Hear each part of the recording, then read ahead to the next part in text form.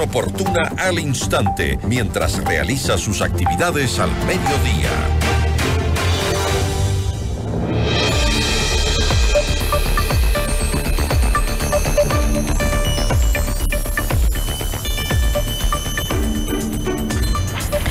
Una verdadera noche de terror, como decíamos, vivió Ecuador después de que el presidente Daniel Noboa decretara el estado de excepción en todo el territorio nacional. Explosivos, incendios de vehículos, secuestros de uniformados y cortes de luz sorprendieron a la ciudadanía. ¿La violencia en el país no tiene ya marcha atrás?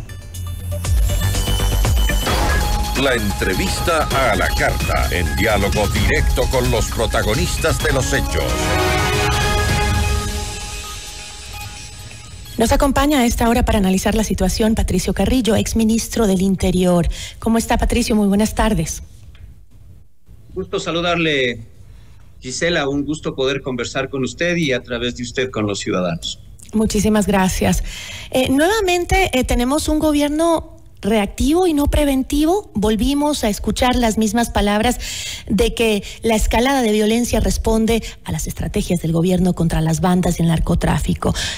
¿No existe entonces manera posible de enfrentar a las bandas del crimen organizado sin que las ciudades del país se vuelvan escenarios de tremenda violencia, Patricio? Mire, Gisela, yo creo que el Ecuador está agotado en términos políticos. La irracionalidad ya ha llegado a este nivel y es el que nos ha traído en este día a estos eventos. Es el momento de la cohesión, es el momento de procurar no solamente estar unidos, sino de entender que se necesitan políticas de Estado de mediano y de largo plazo. No, un problema tan complejo no puede tener soluciones tan simples. El gobierno sigue con las mismas respuestas, sin embargo, no se ha redefinido la agenda de seguridad. No entendemos la necesidad de una agenda de seguridad y yo creo que el gobierno no entiende siquiera el concepto de agenda de seguridad, porque de la agenda de seguridad van derivando las políticas y de las políticas, sin duda, van derivando los modelos de gestión y de los modelos de gestión nosotros podemos hacer evaluación y la Asamblea Nacional podría hacer la fiscalización a los planes y a los presupuestos para, con una métrica adecuada, ir mirando si la dirección es la correcta. Pero Patricio, a mí me parece que ahí hay una gran deuda. Sí, hay una tremenda deuda, pero vamos analizando cosas básicas, como por ejemplo la capacitación que tienen nuestros uniformados, la Policía Nacional.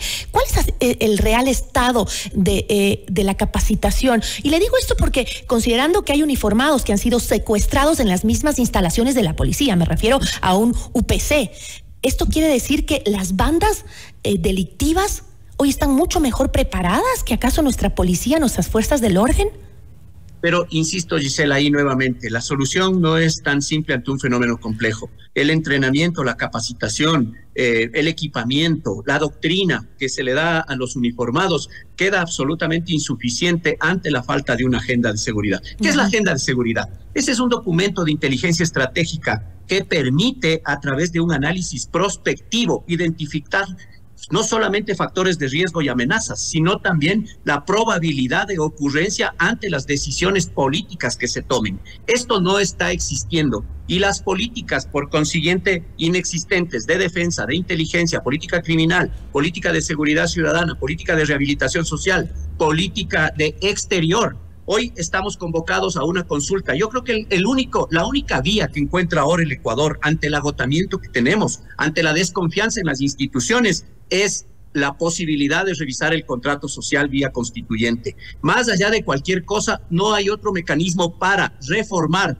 roles de instituciones como el de Fuerzas Armadas y Policía Nacional para revisar y depurar la institucionalidad en las instituciones de control. Pero Patricio, si es así, ¿de qué sirve estar conversando y hablando en todos los ámbitos políticos sobre el apoyo legal a la policía, a las fuerzas del orden, si no están ni siquiera preparadas para enfrentar lo que hoy estamos viviendo? Mire, yo creo que las instituciones también están absolutamente agotadas. Hacen el mayor de sus esfuerzos, pero ¿cuánto se ha invertido en el último año en el gobierno del presidente Lasso en el último año y en cuánto está presupuestado? Lo que le han presupuestado para la policía es la adquisición de 250 motocicletas y le ofrecen las armas incautadas entregárselas. Con eso no se puede, necesitan capacidades especiales. Un buen gobierno debe entender que es una buena policía, y una buena policía es la que garantiza el sistema de justicia también. Por consiguiente, si no tenemos nosotros, insisto, la agenda, las políticas, el planeamiento estratégico, la gestión por resultados y el presupuesto para hacer la fiscalización y para ir midiendo los indicadores, estamos absolutamente complicados y en ceguera. Y la gente ya no pide resolver los problemas en democracia, sino que la gente pide resolver vía fuerza. ¿Cómo le exigimos al policía que utilice la fuerza cuando después lo primero que existen son sentencias de 13 años ante el uso progresivo y gradual de fuerza? Nosotros hemos insistido en la legítima defensa privilegiada, que es un mecanismo que permite a los uniformados encargados de hacer cumplir la ley, permite hacer uso gradual de fuerza, pero con autorización legal. Eso es lo fundamental, pero para que esa autorización al final no se frustre en una audiencia de juzgamiento en el sistema, lo que se necesita es que el protocolo y el procedimiento esté registrado. En otras policías, en otros países, las policías cuentan ya con su cámara personal para registrar el procedimiento. En el Ecuador no hay capacidad de hacer cumplir la ley. Nosotros queremos leyes más fuertes, pero la incapacidad, se ha anulado la posibilidad de aplicar la ley. Si no hay firmeza en la aplicación de la ley, lo que queda es impunidad. El 95% de los homicidios y asesinatos quedan en impunidad en el Ecuador. Eso es anular el Estado de Derecho y anular el principio de legalidad. Sí, totalmente de acuerdo, pero hoy me parece que los exfuncionarios del gobierno, no solo usted, sino también, por ejemplo, Diego Ordóñez, exsecretario de Seguridad, les resulta ahora sencillo ver los errores de las estrategias del actual Ejecutivo, pero contésteme usted, ¿por qué entonces para el gobierno de Guillermo Lasso fue imposible frenar esta escalada de violencia hasta convertirnos en el país con la tasa de muertes más alta de América Latina? Revisemos las cifras. Yo fui ministro de Estado durante 5 meses. Llegué el 31 de marzo del 2022. Y lo primero que pedimos nosotros era la cohesión del Estado para contener la ola de violencia. Cuando yo salí de la comandancia de policía, el indicador de homicidios era de 7 por cada 100.000 habitantes. Cuando yo llegué a ser ministro de Estado, ya estaban en 350 muertes violentas por mes. Y durante los 5 meses se mantuvo y se contuvo en esa estadística, porque necesitábamos la inversión. Sin embargo, ¿qué planteamos? Justamente nosotros planteamos esa agenda de seguridad, el COSEPE que tenía que renovarse y el COSEPE que tenía que aprobar la agenda. ¿Qué se aprobó?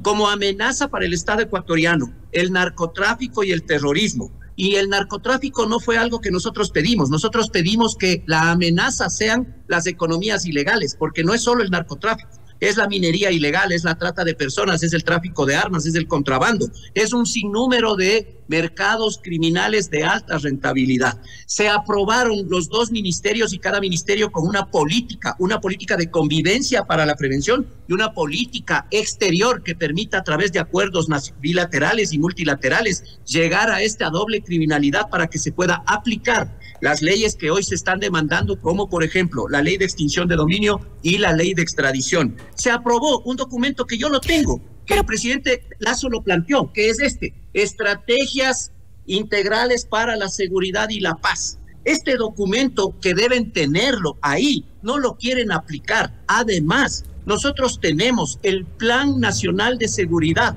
alineado a los Objetivos de Desarrollo Sostenible, a los 17, y de ahí derivaban los planes estratégicos para las instituciones. O sea, me está diciendo que con su salida no se logró hacer nada porque usted tenía la solución. 2030. Usted me está diciendo que con su salida se paró todo porque usted tenía la solución para sacarnos de este desastre. No. Yo no tenía la solución. Yo lo único que planteaba es, desde el conocimiento y la experiencia, lo que creo que hay que hacer. Hay que redefinir la agenda, hay que plantear las políticas, insisto, política de defensa para determinar bien el rol de Fuerzas Armadas, no como hoy se quiere utilizarlos de manera ordinaria cuando el planteamiento es excepcional. No es un tema de pedir que se militaricen puertos, se militaricen carreteras, se militaricen cárceles, se militarice todo, porque en la práctica no va a existir capacidades operativas para eso. Se debilitó la policía Yo no iba a permitir que hagan ese contrato para la repotenciación de patrulleros. Yo exigía la compra y la renovación de patrulleros. Exigíamos muchísimos sea lo que sea, temas pero lo cierto es que el gobierno de Guillermo Lasso, Patricio, no podemos negar cómo las cifras se dispararon en cuanto a violencia, delincuencia en el país, al punto que hoy llegamos con un gobierno que tiene un mes y un poco más y tenemos la situación que hoy tenemos. Así que tampoco es tan fácil decirle al que está haciendo ahora las cosas, lo que hacíamos estaba mejor.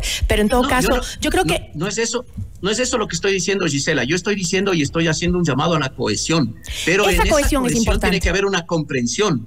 Este es un problema de Estado, este no es un problema de personas.